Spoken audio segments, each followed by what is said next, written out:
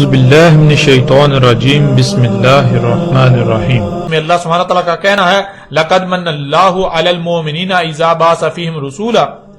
مِنْ أَنفُسِهِمْ يَتْلُو عَلَيْهِمْ آيَاتِهِ وَيُزَكِّيهِمْ وَيُعَلِّمُهُمُ الْكِتَابَ وَالْحِكْمَةَ وَإِنْ كَانُوا مِنْ قَبْلُ لَفِي ضَلَالٍ مُبِينٍ۔ تحقیق یعنی یہ بات طے شدہ ہے، تم اپنے گھوڑے دوڑا لو، تم اپنی تحقیق کر لو، غور و فکر کر لو، یہی بات تمہارے سامنے آئے گی جو بات کہی جا رہی ہے۔ جو اللہ ہے مومنین پر تب بیس کرتا ہے رسول انہی میں سے جو تلاوہ کر رہا ہے ان پر اس کی آیات کی اور تزکیہ کر رہا ہے اور ان کو سکھا رہا ہے الکتاب اور الحکمہ، اور اگر تھے اس سے پہلے دلال مبین میں، یعنی ہر لحاظ سے 100% گمراہیوں میں تھے۔ ناظرین، اس آیت میں اللہ سبحانہ تعالیٰ کا کہنا ہے کہ مومنین پر جو اللہ کی ذمہ داری ہے، جو اللہ پر فرض ہے، وہ یہ ہے کہ جب دنیا 100% گمراہیوں میں ہو، نور کی ایک کرن بھی نہ ہو، تمام کے تمام انسان 100% ہر لحاظ سے کھلم کھلا گمراہیوں میں ہوں، تب اللہ ان میں انہی سے رسول بیس کرتا ہے جو آ کر ان پر اللہ کی آیات کی تلاوہ کرتا ہے، یعنی وہ انتہائی ترتیب کے ساتھ حق کھول کھول کر واضح کرتا ہے، اللہ کی آیات کو حکمہ کے ساتھ کھول کھول کر واضح کرتا ہے، جس سے ان کا تزکیہ ہوتا ہے۔ ان میں جو ملاوٹیں ہوتی ہیں انہیں ہر لحاظ سے پاک صاف کر کے خالص اللہ کا غلام بناتا ہے اور الکتاب سکھاتا ہے، یعنی زمین و آسمانوں کا علم سکھاتا ہے اور اس علم کا صحیح استعمال بھی سکھاتا ہے۔ اس آیت میں اللہ سبحانہ وتعالی نے دو ٹوک الفاظ میں اپنا قانون واضح کر دیا کہ اللہ صرف اور صرف اسی وقت رسول بیس کرتا ہے جب انسان 100% کھلم کھلا ہر لحاظ سے گمراہیوں میں ہوتے ہیں، نور کی ایک کرن بھی نہیں ہوتی، حالانکہ اس کے باوجود ہر کوئی خود کو اہل حق اور ہدایت یافتہ ہی سمجھ رہا ہوتا ہے، لیکن حقیقت یہ ہوتی ہے کہ کسی ایک کو بھی حق کا علم نہیں ہوتا، سب کے سب 100% گمراہیوں میں ہی ہوتے ہیں۔ یعنی اگر دنیا میں نور کی ایک کرن بھی ہو، رائے برابر بھی ہدایت موجود ہو، تو اللہ رسول کو بیس نہیں کرتا، اور یہی بات اللہ سبحانہ وتعالی نے سورہ جمعہ کی آیت نمبر 2 میں بھی کہی، جیسا کہ آیت آپ کو سکرین پر نظر آ رہی ہے۔ هُوَ الَّذِي بَعَثَ فِي الْأُمِّيِّينَ رَسُولًا مِّنْهُمْ يَتْلُو عَلَيْهِمْ آيَاتِهِ وَيُزَكِّيهِمْ وَيُعَلِّمُهُمُ الْكِتَابَ وَالْحِكْمَةَ وَإِنْ كَانُوا مِنْ قَبْلُ لَفِي ضَلَالٍ مُبِينٍ۔ وہی ہے ذات یعنی اللہ، امیین میں بیس کیا رسول انہی میں سے جو تلاوہ کر رہا ہے ان پر اس کی آیات کی اور ان کا تزکیہ کر رہا ہے اور علم سکھا رہا ہے الکتاب کا اور حکمت، اگر تھے اس سے پہلے ہر لحاظ سے کھلم کھلا گمراہیوں میں۔ ناظرین، حسب سابق اللہ سبحانہ وتعالی نے آیت کے آخری حصے میں یہ بات بالکل کھول کر واضح کر دی، اگر تھے اس سے پہلے کھلم کھلا ہر لحاظ سے 100% گمراہیوں میں، یعنی اگر وہ ہر لحاظ سے کھلم کھلا گمراہیوں میں نہ ہوتے تو اللہ رسول بیس نہ کرتا، جس سے یہ بات بالکل کھل کر واضح ہو جاتی ہے کہ جب اللہ سبحانہ وتعالی نے اپنے رسول محمد کو بیس کیا تھا تب پوری دنیا ہر لحاظ سے کھلم کھلا گمراہیوں میں تھی، ان کے عقائد و نظریات جاہلانہ اور بے بنیاد اور محض ظن پر مبنی تھے، نہ کہ علم پر مبنی، اور قرآن میں جس موضوع کو بھی زیر بحث لایا گیا تو اس موضوع پر قرآن سے پہلے جو بھی عقائد و نظریات عام تھے وہ سوائے گمراہی کے اور کچھ نہ تھے۔ یوں قرآن نے اس حوالے سے اس کے نزول سے پہلے پائے جانے والے عقائد و نظریات کا رد کرتے ہوئے ان کے برعکس حق بیان کیا۔ اس لیے ناظرین، اب آپ پر یہ بات بالکل کھل کر واضح ہو جانی چاہیے کہ خود کو مسلمان کہلوانے والوں میں یاجوج اور ماجوج سے متعلق جو یہودیوں اور عیسائیوں والے عقائد و نظریات پائے جاتے ہیں ان کا حق کے ساتھ کوئی تعلق نہیں، وہ محض بے بنیاد قصے اور کہانیاں ہیں۔ ناظرین، آپ پر یہ بات بالکل کھل کر واضح ہو چکی کہ خود کو مسلمان کہلوانے والوں میں یاجوج اور ماجوج سے متعلق پائے جانے والے عقائد و نظریات قرآن سے اخذ کردہ نہیں بلکہ بائبل سے اخذ کردہ یہودیوں اور عیسائیوں والے ہی عقائد و نظریات ہیں۔ یاجوج اور ماجوج سے متعلق مسلمانوں میں پائے جانے والے عقائد و نظریات قرآن کے پیش کردہ نہیں بلکہ بائبل سے اخذ کیے گئے۔ اب اگر اس کے باوجود کوئی اپنے سابقہ بائبلی عقائد و نظریات پر ڈٹا رہتا ہے تو ایسا شخص اپنے عمل سے یہ دعویٰ کر رہا ہوتا ہے کہ نہ تو محمد اللہ کا رسول تھا اور نہ ہی قرآن اللہ کی طرف سے اتارا ہوا، کیونکہ اللہ سبحانہ و تعالیٰ کا کہنا ہے کہ اللہ رسول کو صرف اور صرف تب بیس کرتا ہے جب دنیا 100% ہر لحاظ سے گمراہیوں میں ہوتی ہے، نور کی ایک کرن بھی نہیں ہوتی۔ لیکن ایسے شخص کا اللہ سبحانہ تعالیٰ کے برعکس کہنا ہے کہ جب محمد کو بیس کیا گیا تب ہدایت موجود تھی، لوگ حق پر تھے، نور موجود تھا۔ اب اگر حق تھا، ہدایت تھی، لوگ دلال مبین میں نہیں تھے، تو اس کا مطلب کہ محمد اللہ کا رسول نہیں تھا، کیونکہ رسول کی بعثت ہوتی ہی تب ہے جب انسان 100% گمراہیوں میں ہوں، نور کی ایک کرن بھی نہ ہو، اور جو ایسی حالت میں آئے کہ نور موجود ہو، لوگ ہدایت یافتہ ہوں، ان میں ہدایت موجود ہو، ان میں حق موجود ہو، یا ان کے پاس کچھ نہ کچھ حق موجود ہو، تو وہ رسول کیسے ہو سکتا ہے؟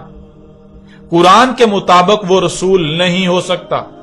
قرآن کا دعویٰ یہ ہے کہ ایسا شخص رسول ہو ہی نہیں سکتا، اور اگر ایسا شخص یاجوج اور ماجوج کے متعلق بائبلی عقیدے پر بھی ڈٹا رہے اور یہ بھی کہے کہ محمد اللہ کا رسول تھا، تو اس کا مطلب کہ وہ اپنے عمل سے دعویٰ کر رہا ہے کہ قرآن غیر اللہ کی طرف سے ہے، کیونکہ اللہ سبحانہ و تعالیٰ نے دو ٹوک الفاظ میں کہا کہ اگر یہ غیر اللہ کی طرف سے ہوتا تو تم اس میں اختلافاً کثیرہ پاتے، جیسا کہ آپ آیت سکرین پر دیکھ رہے ہیں۔ سورہ نساء کی آیت نمبر 82 میں اللہ سبحانہ وتعالیٰ کا کہنا ہے افلا یتدبرون القرآن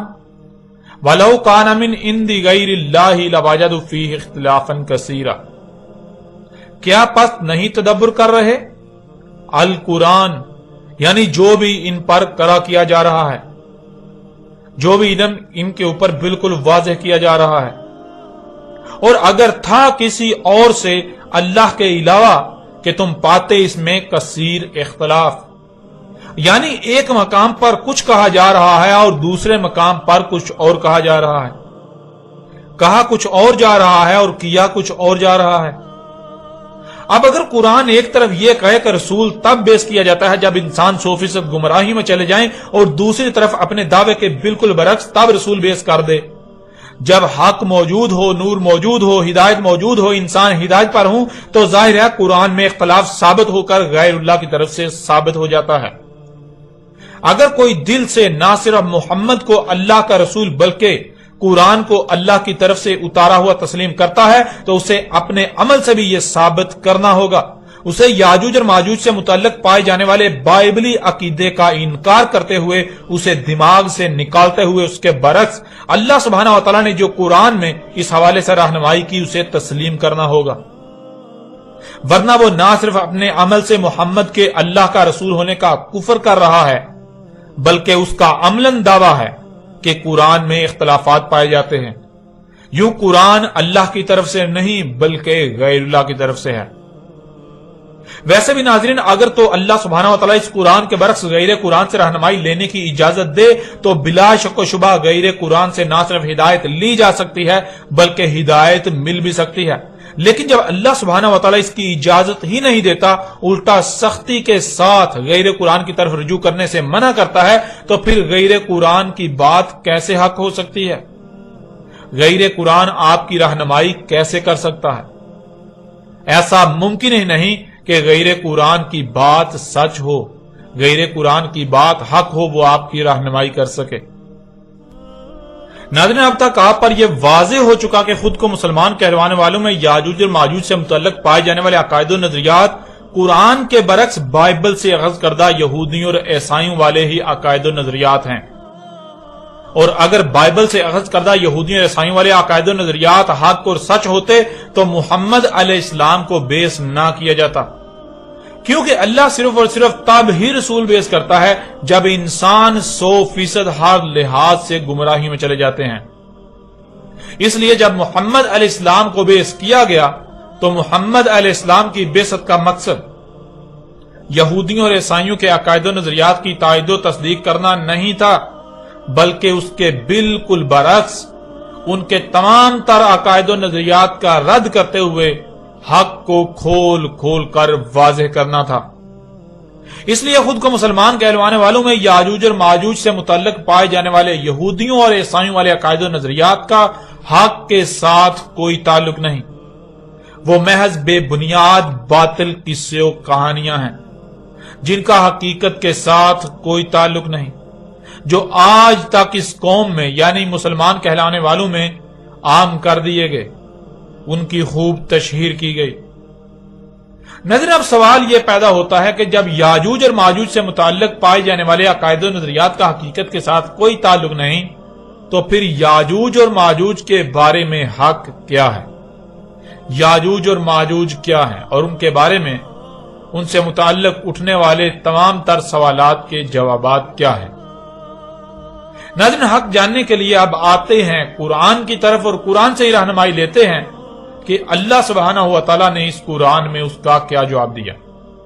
اللہ سبحانہ و تعالیٰ سے سوال کرتے ہیں کہ یاجوج اور ماجوج کیا ہیں، ان کی پہچان کیا ہے، یاجوج اور ماجوج کے بارے میں مکمل رہنمائی کرے اور پھر دیکھیں کہ اللہ سبحانہ و تعالیٰ اس کے جواب میں کس قدر آسان ترین الفاظ میں اور کھول کھول کر واضح رہنمائی کرتا ہے۔ السلام علیکم۔ یہ ایک چھوٹی سی کلپ جو ہم نے نبا 7 ٹی وی کی ڈاکومنٹری سے لی ہے، جس ڈاکومنٹری میں قیامت کے تمام موضوعات پر علم و حکمت سے بات کی گئی ہے۔ آخر کون ہیں نبا 7 ٹی وی والے؟ نبا 7 ٹی وی والے وہ ہیں جنہوں نے کافی لوگوں پر اسلام کا علم اور صراط المستقیم کی پہچان واضح کی ہے اور پوری امت میں اختلافات ختم کر دیے اور ایک حق کی دیوار کھڑی کر دی۔